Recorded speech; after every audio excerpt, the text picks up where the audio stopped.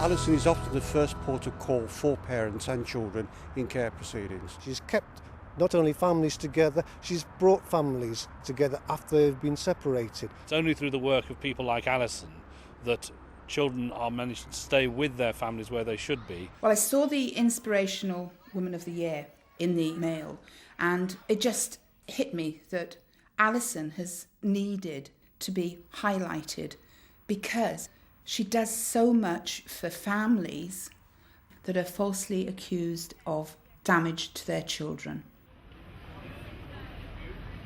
I'm the chairperson of Parents Against Injustice. I'm a mum and I'm a grandma, and I work actually full-time as a nurse as well. What Alison does is she is a mouthpiece for people who feel that there's an injustice in the system for them.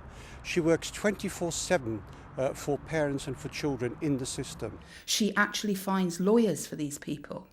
Not only that, she attends court with them. We give advice and support over the telephone. You go to case conferences, social services case conferences with parents. I really can't say enough about Alison's work because it is so fundamental in our present society.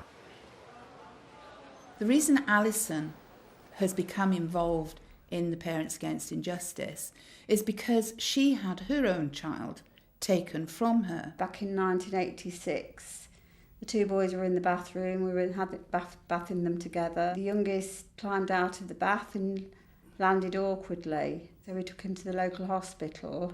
They came back to us and said he'd got a fractured tibia, and they said they were going to keep him in hospital for 24 hours. Got back to the hospital there at the paediatric ward the early hours of the evening. We went to the bed space and he wasn't there. I went up to the nurses' station and said to one of the nurses, "Where is he?" They said basically they'd involved social services because of the fracture. It was absolutely horrendous when we heard he'd been taken into foster care. We didn't know what to do. After 12 weeks, social workers and all the doctors decided to back down and say that it could have been accidental. So after 12 weeks, we had him back. Within that 6-month period after that, he was actually diagnosed with brittle bone disease. After all the experience that I went through, I decided to join the group and give out advice to parents. She started up the Leicester branch under Payne's direction, and she has continued ever since because even now, she's incensed of what's happening to the families, and it has not improved since her day, and that's nearly 20 years ago.